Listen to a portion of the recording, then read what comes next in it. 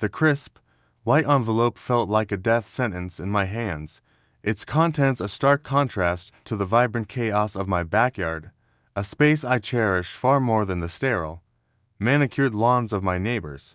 Notice of intent to foreclose. The words swam before my eyes, cold and clinical, threatening to rip away the very ground beneath my feet, all because of a single, defiant dandelion, or perhaps the riot of wildflowers that dared to bloom where rigid green turf was expected, or the brambles where robins nested, or the piles of fallen leaves that nurtured unseen life beneath. My name is Alex Finch, and my home, nestled in the heart of the meticulously planned community of Willow Creek Estates, was less a house and more a living, breathing testament to nature's untamed spirit. While my neighbors meticulously sculpted their hedges into geometric perfection and sprayed their lawns into an unnatural verdancy, my property was a symphony of wildness, a miniature forest teeming with life, the flutter of monarch wings, the rustle of squirrels in overgrown bushes, the chirping chorus of crickets at dusk. I'd spent years cultivating this haven, rescuing discarded plants, nurturing native species, and watching with quiet satisfaction as birds, bees, and small creatures found refuge in its welcoming embrace. For me, every fallen branch was an insect hotel, every patch of tall grass a sanctuary, every weed a vital part of the ecosystem. This wasn't neglect, it was devotion. But devotion, it seemed, was an offense in the eyes of the Willow Creek Homeowners Association. Their regulations, printed in a dense, unforgiving font, seemed designed to strip away any semblance of individuality, demanding conformity above all else. They operated with the efficiency of a well-oiled machine, their vigilance unyielding, their dictates absolute. My mailbox had become a regular recipient of their polite, yet increasingly menacing, communiques. First, it was a courteous reminder about curb appeal and aesthetic standards. Then came the warnings about overgrown vegetation and disorderly landscaping, each accompanied by a subtle increase in their tone's severity and, soon after, a series of escalating fines. Each notice felt like a personal affront, a direct attack on my philosophy of living in harmony with nature, rather than constantly battling against it. I tried to reason with them, writing letters explaining the ecological benefits of native plants and biodiversity, citing articles about sustainable living.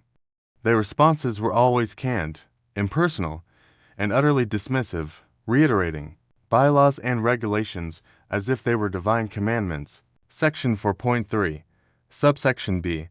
All properties shall maintain a uniform and aesthetically pleasing appearance, free from unkempt or wild growth. Failure to comply will result in fines and, ultimately, lien and foreclosure proceedings. The first real confrontation came with Mrs. Albright, the HOA president, a woman whose perfectly coiffed hair and perpetually pursed lips seemed to embody the very essence of rigid control. She stood on my pristine sidewalk, a ruler straight line of concrete contrasting sharply with the wild edge of my lawn, a clipboard clutched in her manicured hand, surveying my property with an expression of profound disapproval. "Mr. Finch," she had begun, her voice a low, chilling purr, "we've given you ample warning. Your property is an eyesore, a blight on this community. It lowers property values and sets a terrible precedent." I remembered feeling a surge of frustration, then a quiet, simmering anger. "Mrs. Albright," I'd replied, trying to keep my voice even, "this isn't an eyesore. It's a sanctuary, it's teeming with life. I've designed it to be a haven for local wildlife, a natural ecosystem." She merely sniffed, her gaze sweeping over the tall, swaying grasses, the dense patches of milkweed, and the old oak tree that seemed to lean protectively over my home. "It's unkempt," she'd stated, as if that one word summarily dismissed all my efforts, all my passion. "And frankly, Mr. Finch, we've run out of patience. The board has voted. If you do not bring your property into compliance within 30 days, we will be forced to take more drastic measures." I knew then that this wasn't just about aesthetics. It was about power, about control, about forcing every individual into their neat, predictable mold. And now, seeing the dreaded notice of intent to foreclose, I understood the true depth of their threat.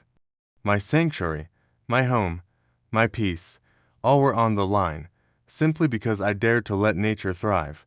The clock was ticking, and I knew, with a sinking feeling, that the coming fight would be the battle of my life.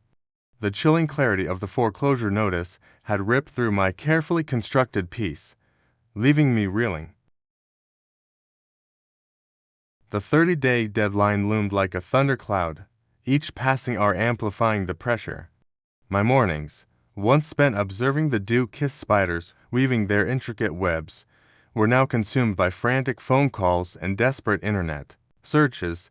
I contacted lawyers, their voices detached and their fees astronomical. Each consultation ended with a similar, disheartening refrain. HOA bylaws are usually ironclad. Mr. Finch, unless you can prove gross negligence or discrimination, it's an uphill battle.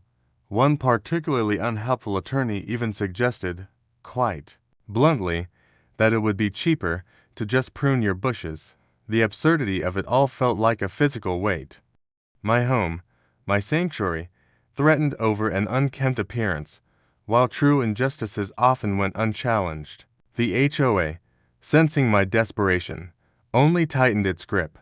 More notices arrived, now detailing specific violations with photographic evidence: a fallen branch left for too long, a patch of what they termed weeds near the fence line, a bird bath that, apparently, violated the precise height requirement for outdoor ornamentation. Each came with an additional, punitive fine, piling up like snowdrifts in a blizzard, making the already impossible situation feel utterly suffocating.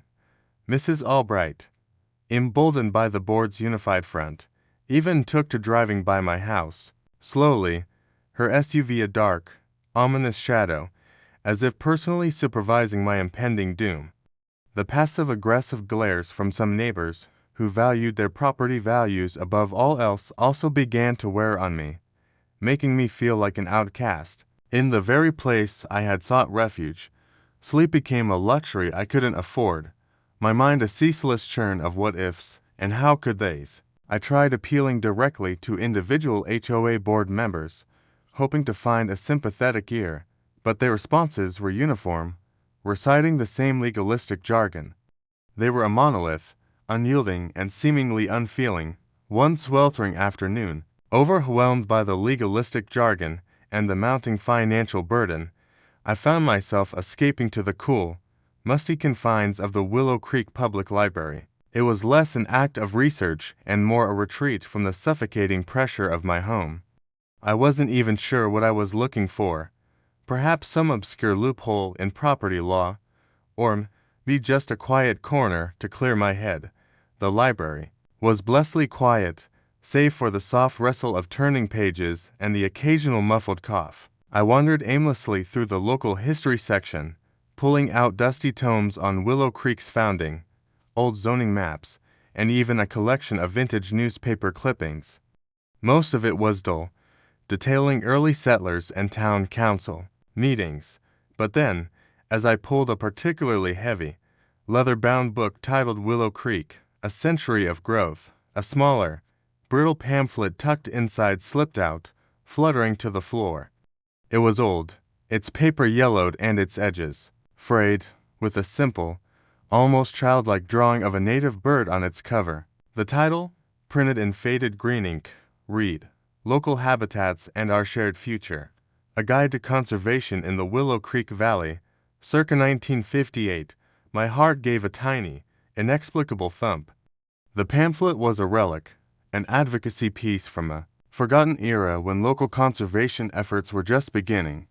It contained sections on native flora and fauna, the importance of preserving natural waterways, and small-scale wildlife corridors.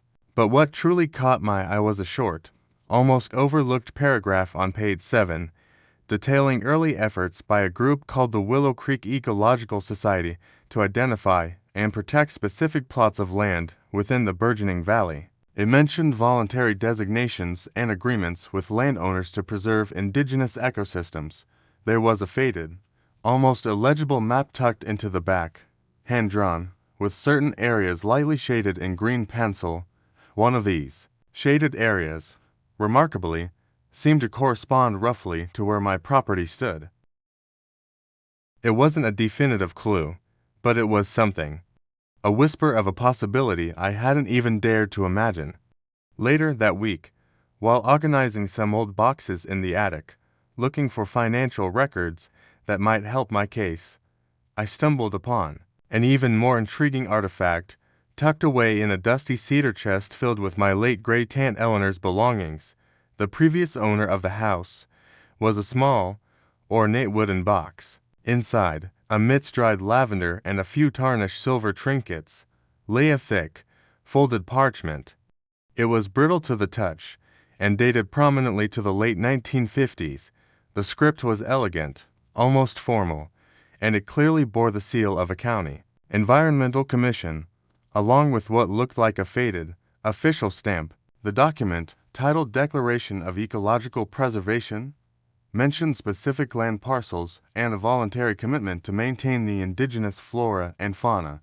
While the exact legal implications weren't immediately clear, the language was undeniably formal, speaking of perpetual stewardship and designated natural areas. My property's original lot number was explicitly listed. This wasn't just a whisper now, it was a clear hum. That same evening, while I was poring over the old parchment, trying to decipher its legalistic jargon, my next-door neighbor, Mr. Henderson, ambled over. He was a retired history teacher, a kindly, gruff man with a vast, almost encyclopedic knowledge of Willow Creek's past, particularly its forgotten eccentricities. He often pruned his roses near our shared fence line and would occasionally lean over, offering unsolicited advice or recounting obscure local anecdotes. "Still fighting those busybodies, Alex?" he asked, gesturing vaguely towards my house with his pruning shears. I sighed, running a hand through my hair. "Trying, Mr. Henderson. It feels like I'm hitting a brick wall. They're threatening foreclosure now." He shook his head. "Foreclosure over a bit of greenery? Preposterous. Reminds me of old Barnaby Thorne. Bless his cantankerous soul. He owned your place before your great-aunt, you know, a real nature nut. Used to say his yard was more important than anything." Mr. Henderson paused, a flicker of memory in his eyes. "Didn't he have some kind of special arrangement with the county way back when? Something about keeping his land wild?" He chuckled, dismissing it as an old man's eccentricity. But for me, it was another jolt, another piece fitting into a puzzle I hadn't even known existed. "Special arrangement?" I pressed, my voice suddenly tight with urgency. He shrugged. "Oh, just old local folklore, probably. Something about Barnaby being fiercely protective of his critters. Said he made the county promise never to touch his patch. Daft old coot, but he loved his land." He then turned back to his roses, oblivious to the earthquake he had just set off in my mind. Mr. Henderson's offhand remark, combined with the pamphlet and the old parchment, coalesced into a stunning, almost unbelievable possibility. My property wasn't just unkempt, it might be protected. And if it was, the HOA was about to walk into a fight they never saw coming. The desperation was still there, but now, a flicker of defiant hope ignited within me.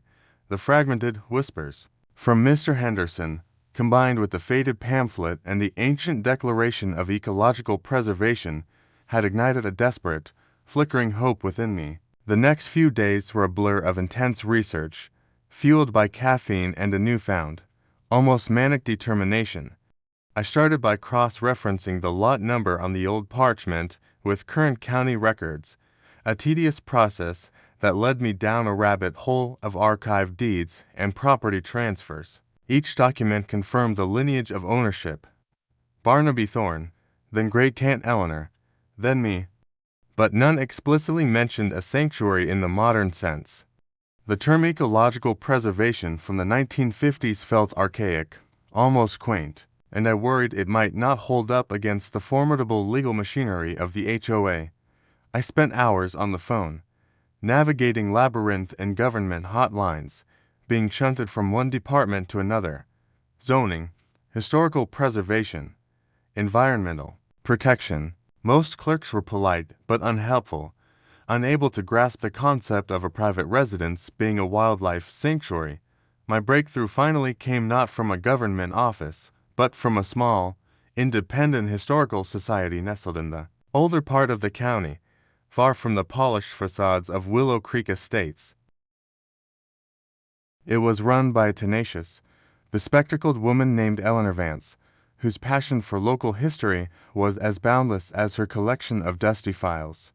When I hesitantly mentioned Barnaby Thorne and his special arrangement with the county regarding his land, her eyes lit up. "Barnaby Thorne," she exclaimed, a rare smile gracing her lips. A true visionary, ahead of his time, he was instrumental in the early conservation movement here. His property, your property, I presume, was the very first privately owned parcel in this county to be designated a certified wildlife sanctuary under the then nascent State Wildlife Preservation Act of 1957. My breath hitched. The words hung in the air, heavy with meaning, resonating with an almost unbelievable truth. She pulled out a large, leather-bound ledger, its pages brittle with age, and there it was, in elegant, looping script, an entry detailing the official designation of Barnaby Thorne's property, complete with a unique registration number, signed by a county commissioner and a state environmental official. It detailed the specific criteria met by the land, its unique native plant populations, its role as a migratory bird stopover, its undisturbed natural spring. The document explicitly stated that the designation was perpetual and binding upon all future owners, superseding any local ordinances that might impede its ecological integrity. It was a legal shield, forged decades ago, waiting to be rediscovered. The aha moment wasn't a sudden flash, but a slow, dawning realization, like watching a complex puzzle finally click into place. The faded pamphlet, the old parchment, Mr. Henderson's anecdote, and now this official ledger, they all pointed to the same undeniable truth. My unkempt property wasn't just a wild garden. It was a legally protected ecological zone, a designated haven for wildlife, a living monument to a forgotten conservationist dream. The joy and relief that washed over me were immense, but quickly followed by a surge of righteous indignation. The HOA, with all its power and self-importance, had been threatening to foreclose on a certified wildlife sanctuary. The irony was almost comical if the stakes weren't so incredibly high. Armed with certified copies of the ledger entry, the original Declaration of Ecological Preservation, and the relevant sections of the 1957 State Wildlife Preservation Act, I walked into the next HOA board meeting, my heart pounding with a mix of trepidation and fierce resolve. The meeting was held in the sterile, fluorescent-lit community hall, packed with concerned residents, most of whom had probably come to witness my public humiliation. Mrs. Albright sat at the head of the long table, flanked by the other board members, their faces grim and unyielding. She began by coldly outlining the Finch property's continued violations and the board's unfortunate but necessary decision to proceed with foreclosure. Her voice, usually so composed, held a note of triumph when it was my turn to speak. I walked to the podium, the heavy documents clutched in my hand. The room was silent, save for the hum of the air conditioning. "Good evening," I began, my voice steady despite the tremor in my hands. "I'm here regarding the notices I've received about my property, and I'm here to present evidence that not only refutes your claims of unkempt property, but also demonstrates a fundamental misunderstanding of what my land truly is." I paused, letting the words hang in the air. Then I laid the documents on the table, pushing them towards Mrs. Albright. "My property, 142 Willow Creek Lane, is not merely unkempt. It is, and has been since 1958, a legally certified wildlife sanctuary." A ripple of murmurs spread through the room. Mrs. Albright's perfectly sculpted eyebrows furrowed, and she picked up the top document, her eyes scanning it. Her composure, usually so impenetrable, began to crack. This. This is preposterous, Mr. Finch, she stammered, her voice rising. This is an old document. It's irrelevant. Our bylaws supersede any any archaic declarations. Another board member, a portly man named Mr. Thompson, scoffed. A wildlife sanctuary in Willow Creek Estates. That's absurd. We would know about something like that. No, Mr. Thompson, you wouldn't, I countered, my voice gaining strength. Because it predates the formation of this HOA, it was established under state law, which, as you know, supersedes local bylaws.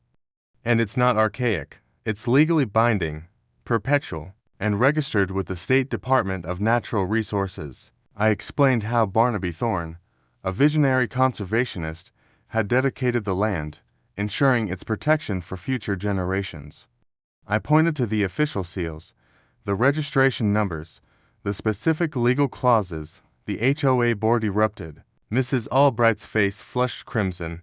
This is a deliberate attempt to circumvent our rules. A loophole, a fraud, she shrieked, slamming her hand on the table. You fabricated this.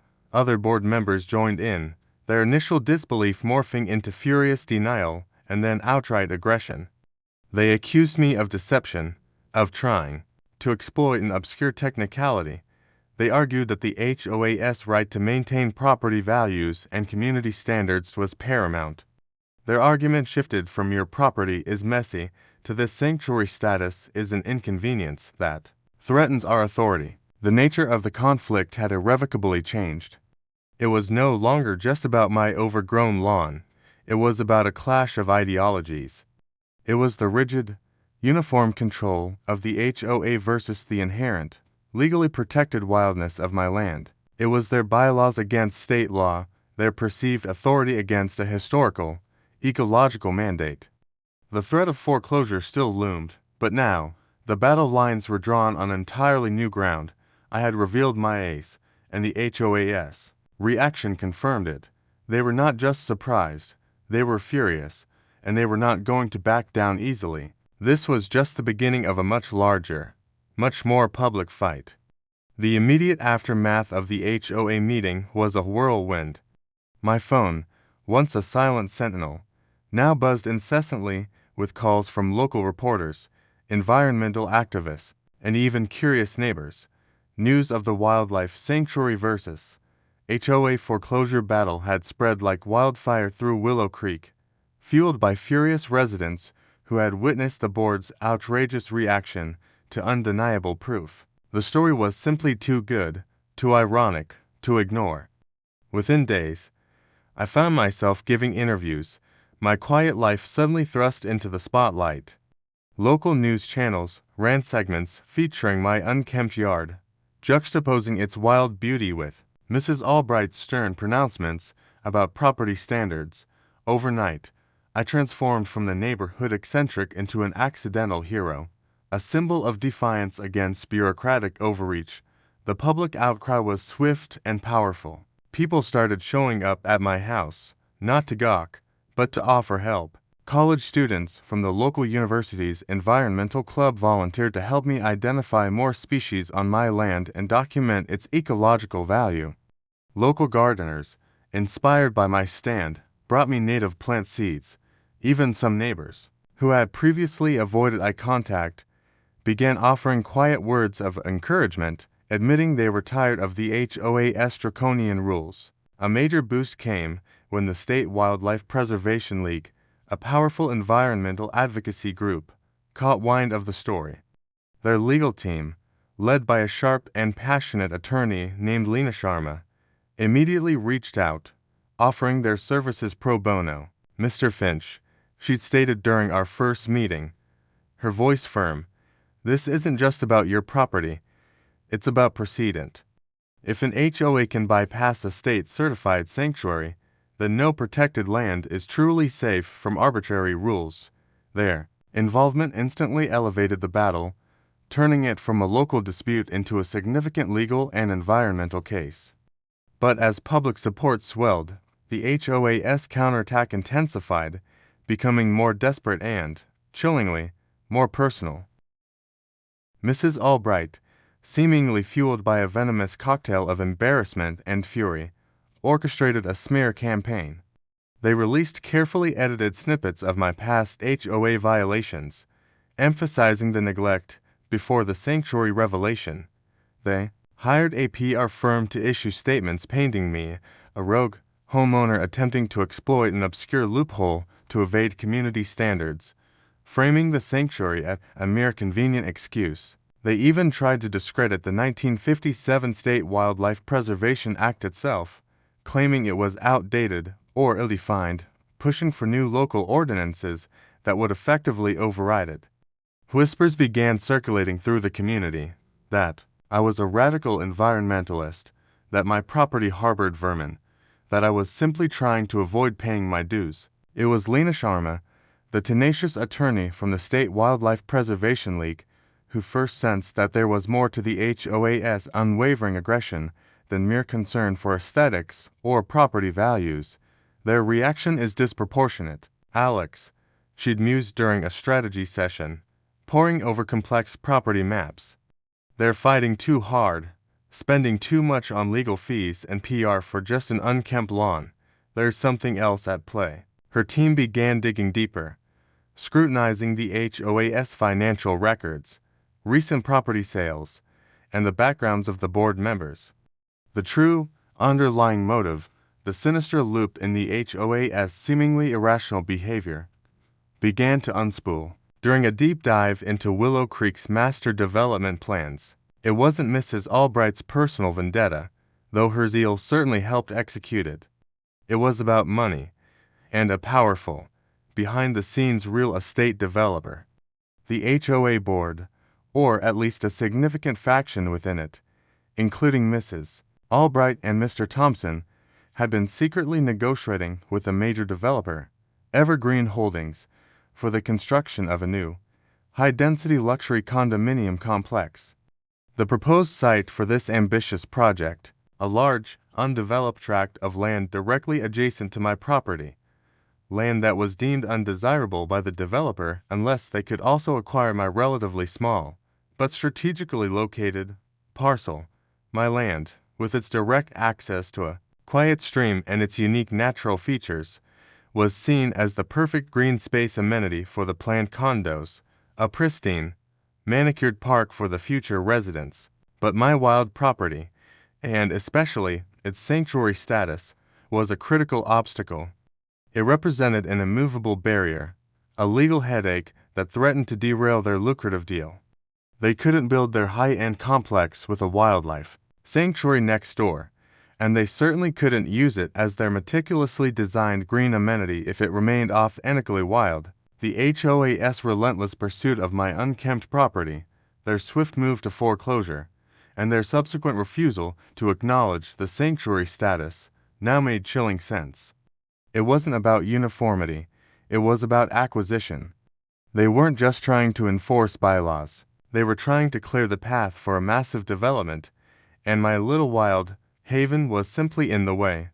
Mrs. Albright and her allies on the board stood to gain significantly from this deal, perhaps through undisclosed financial incentives, future board positions in the new development, or simply securing their own property's value increases from the upscale project. The loop became perfectly clear. Their initial complaints were a thinly veiled excuse to remove me, knowing my unique property would be impossible to bring into compliance without destroying its inherent value to the developer. This revelation, unearthed by Lena's team, added a new, urgent layer to the fight. It wasn't just about my home. It was about corporate greed attempting to bulldoze environmental protection. The public's initial support, born from an appreciation of nature and a dislike for HOA overreach, would now be bolstered by outrage at corporate corruption and deceit. Armed with this knowledge, Lena began preparing our counterattack, shifting our legal strategy from purely defensive to aggressive. The HOA was no longer just a rigid bureaucracy. It was a front for a much larger, more sinister scheme, and we were about to expose it to the world. The day of the hearing arrived, heavy with the weight of anticipation. It wasn't a formal courtroom, but a special session convened by the County Planning Commission, pressured by the public outcry and the State Wildlife Preservation League's formidable legal team. The community hall, usually reserved for mundane HOA meetings, was now packed to capacity, overflowing with media, environmental activists, and a sea of Willow Creek residents, many of whom wore green ribbons in solidarity. Mrs. Albright and the remaining HOA board members sat stiffly at their table, their faces a mixture of defiance and thinly veiled apprehension. Across from them, Lena Sharma, her presence commanding, sat beside me, her notes meticulously organized, a quiet confidence radiating from her. The proceedings began with the HOA's legal counsel reiterating their original claims. My property was a violation of community standards, a detriment to property values, and the foreclosure was a necessary measure to maintain the integrity of Willow Creek Estates. They dismissed the sanctuary status as an antiquated designation that couldn't possibly apply to a modern residential development. Their arguments felt hollow, devoid of the righteous indignation they once held, now overshadowed by the public knowledge of their true intentions. When it was our turn, Lena rose, her voice clear and resonant, cutting through the stale air of the hall. She didn't just present the 1957 State Wildlife Preservation Act and the original certification documents. She meticulously laid out the HOA's secret negotiations with Evergreen Holdings. She presented emails, internal memos, and even a preliminary site plan that clearly showed my sanctuary parcel designated as a future green amenity for the proposed luxury condos. The evidence was irrefutable, painting a damning picture of a powerful HOA abusing its authority for personal gain and corporate interest, attempting to override state environmental protections for a lucrative development deal. Mrs. Albright, visibly shaken, attempted to interject, her voice shrill. This is slander. We were simply exploring options for community improvement.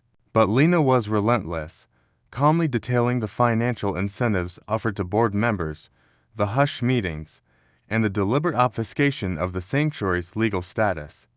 The loop of the HOA's actions, initially perceived as petty bureaucratic tyranny, was now exposed as a calculated, cynical maneuver to seize valuable land. The murmurs in the audience grew louder, evolving from whispers of support to gasps of outrage. The Planning Commission members, initially stoic, began to exchange uneasy glances. The weight of public opinion, combined with Lena's unassailable legal argument, was crushing the HOA's defense. Then came the moment of truth. After a brief recess, the head of the Planning Commission, a stern-faced woman named Commissioner Davies, cleared her throat. Based on the overwhelming evidence presented, she announced, her voice echoing in the silent hall, particularly the documented and legally binding status of Mr. Finch's property, a certified wildlife sanctuary under the State Wildlife Preservation Act of 1957, and the clear intent of the Homeowners Association to circumvent this protection for private development, the Commission finds in favor of Mr. Alex Finch. A wave of applause, cheers, and shouts of yes erupted from the audience, a collective sigh of relief and triumph. Commissioner Davies continued, furthermore, the Commission will be recommending a full investigation into the conduct of the Willow Creek HOA board members involved in these negotiations, with potential charges of misconduct and abuse of power. The victory was absolute. Mrs. Albright's face was a mask of disbelief and fury, her perfect composure finally shattered.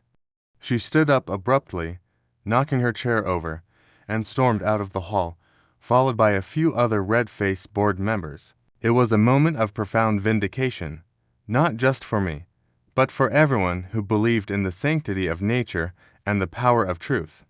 The consequences for the HOA were swift and severe. Mrs. Albright and Mr. Thompson, along with two other implicated board members, resigned under pressure, facing potential legal repercussions and public humiliation. The remaining board members, chastened by the scandal, initiated a complete overhaul of the HOA's bylaws, promising greater transparency and a focus on genuine community well-being over arbitrary control. The proposed luxury condominium project by Evergreen Holdings was immediately put on hold, its reputation tarnished by its association with the scandal. The impact on the community was transformative.